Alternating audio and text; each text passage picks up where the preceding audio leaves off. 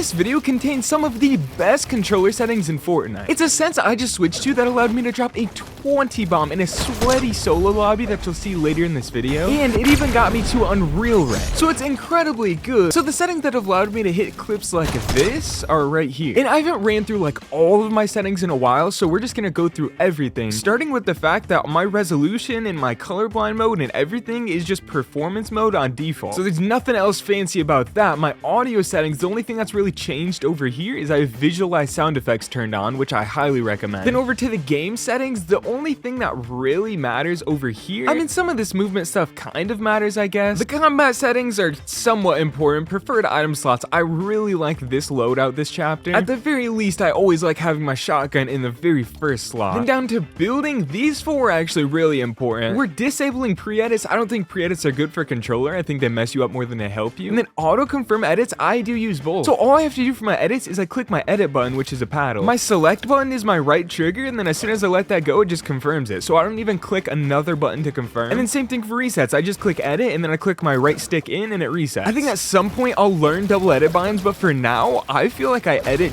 just fine with this. Like, you can definitely edit fast enough on this to be good. Then like everything else, the tutorial, extra game options, this is just a bunch of like random stuff. Then we have the game UI tab, and the only thing that I really like doing over here is turning my damage scale numbers all the way up, and then you guys can copy the rest of these if you want to. Touch and motion, this tab is so useless. We're not using any of this. Just turn this top one off and don't worry about that. Mouse and keyboard binds, and then finally the main controller tab. This is where basically all the settings are gonna come in. First of all, controller auto run, I'm not a fan. I don't use it. Build immediately, this doesn't matter if you have any sort of custom binds on. And same thing for edit hold time. If your switch mode and your edit button are two separate buttons, like I have to click in my left stick to pull out my build, and then my edit button is on B. And just real quick, if you don't know how to do that, come over into your binds, go to the building tab, scroll down until you see switch mode. It's the standalone switch mode right here. Set this to whatever you want to pull out your builds with. This one up here, that switch mode and edit, you don't want to use that. That's gross. That adds like so much edit delay. And then to set your actual edit bind, you go to edit, and then you come down to where it says edit building, and this is where you set the button that you want to click to actually edit. So hopefully you've already done that, but if you haven't, your edit speed's about to get a lot faster. Then slide hold time, I use 0.06, pitch 0.1. These settings actually don't matter if you're not using the gyro options. Vibrations, we gotta have off to make sure we get the best aim possible. Quick weapon, we are not using yet. This is still like not that good. Hopefully at some point they'll update it and make it better, but as it stands now, it's not very good. Then scrolling down to the sensitivities tab, the first thing you want to make sure you do is turn use advanced options on. Once that's on, these two will be grayed out, and that's actually fine. We don't need to mess with these at all. Whatever yours are on is completely fine, but we do want to mess with the build and edit multipliers, which are both 2.0 on these settings. And what those are doing is multiplying the look sense, which ours is going to be 43% on both look horizontal and look vertical speed, and there's going to be no sort of boost. We're just using a flat 43%. This is the same look sense that tons of pro controller players use. It's a super solid one. And then scrolling down to the main aim sense, which is the ADS sense. This is 7% on horizontal ADS and 8% on vertical ADS. You could go 7% on both, but I personally like the vertical to be just slightly higher. It's easier to get to those headshots. And paired with that is absolutely no boost once again. And then down further than that, no look damage time. We're not messing with no boost, no look damage time, none of it. Well, these are linear settings. Then dead zones, depending on the controller you have, I'm using the scuffed PC controller, but depending on whatever one you have, yours could be as low as 5% and they could be as high as like 18%. As long as you don't get stick drift, which is basically where your sticks can get like slightly stuck and then your character moves without you actually touching the controller. This can obviously throw you off when you're going for like a res and then you start drifting off, or you're trying to open the chest, or even if you're aiming and like you let go or something, it can completely throw you off. Then foot controller in vehicles,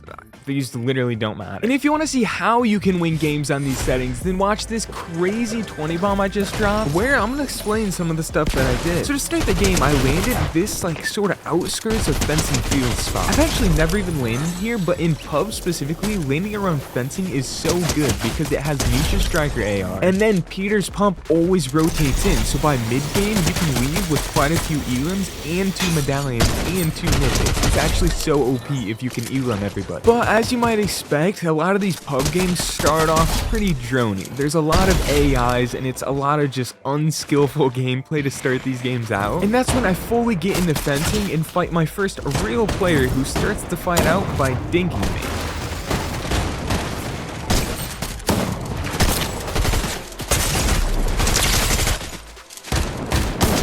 And I can't even lie, that fight was pretty rough. It should not have been that close, but I had no idea I even had mats. Then instead of pushing further into fencing, I went back to my original drop spot to look for heals, and I found another AI. And then after I found some heals, I found another AI, or this one actually could have been a bad player, I'm not sure.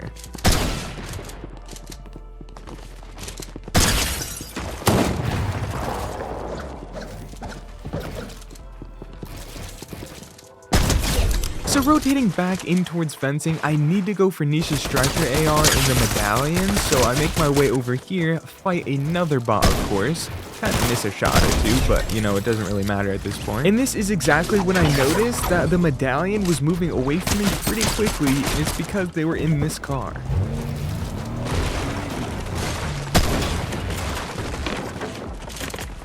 And boom, I got them, but really weirdly, they only had the medallion. They actually didn't even have Nisha's Striker AI. So I pushed back into fencing, and I found another AI or bad player. I mean, there's obviously a lot of them, but there's literally not a single lobby in Fortnite today that doesn't have these AIs walking around. It kind of makes unranked high elim games pointless because you just kill so many of these AIs, but that's just the way the game is right now, and really soon I'll actually be running into some pretty skilled players. But not before finding another, like, a bot.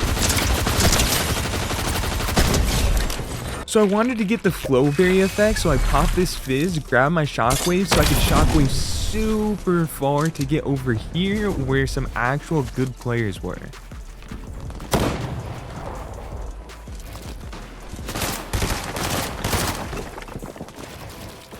And I'm not gonna lie, I'm still not fully used to this movement. Like, I definitely mess up a lot of side jumps, but good thing I still have this shockwave on me.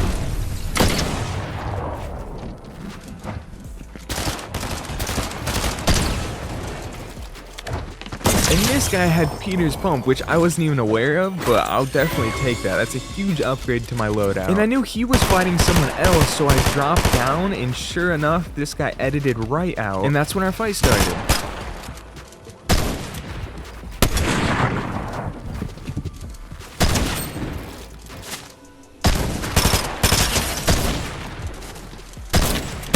I was struggling a little bit to finish this guy off because I didn't have any ammo in any of my guns, but I did ultimately finish him off, and then this guy was sniping at me, so I sniped him back. So with 16 elims, 9 players left, this Skull Trooper pushes me, and it looks like they also actually have a medallion on them. I wasn't entirely sure which medallion they had until... So yeah, it's definitely Oscar's Frenzy Shotgun, and that's something that I do not want to fight close range, so I'm just gonna back off with my 2 medallions, let myself heal up. I noticed I was starting to get really low on the mats, only 150 metal left, and this guy was playing weird low ground, so ultimately I just left him. He was sniping at me, but I heard over here what I thought sounded like an AI fight, and these AIs always have a ton of mats, so as long as I could get over here, I knew I could replenish all of my mats. And it worked out perfectly, because that's exactly what I did. And then I knew there was a vending machine over here that I could go get max 200 HP on. And when I was here, another interesting player approached my box.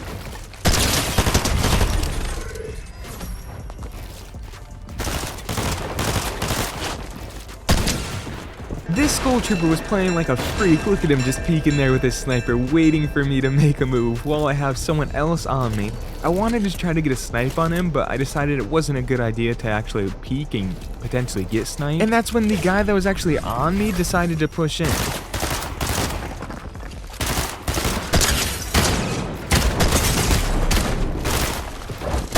That was almost a bad decision. I really should have hit that second shot, but I didn't. Because of the commotion, Mr. Skull Trooper decided to push over, and now pretty shambles, pretty low on HP. I had to fight this guy. After I got to 200 HP, this guy was just sitting height, so I was gonna push up. He hit a pretty solid shot, so I made a bunch of boxes, and he completely lost where I was. He literally went underneath me and completely ignored my box, which allowed me to heal all the way back up. After a pretty long stalemate of both of us just sitting there, he grappled away, so I did too, and he sniped me. Pretty good shot by him, and I knew he was gonna push, so I instantly built up. had a little double edit, little hit on him right here, and actually I could have jumped in, but I know he still has the auto, so I wanted to avoid that. And because of my shot on him, or for whatever reason, he decided to run, so I just rotated the zone. This other AI was distracting him, so I wanted to try to use that as bait to get shots on him, but I kind of failed at that. And he wanted me to peek so bad because he's insane with the sniper. I've already got sniped twice, but I avoided it, and he starts to rotate into zone. So I follow him, try to locate him, and get some shots in on him.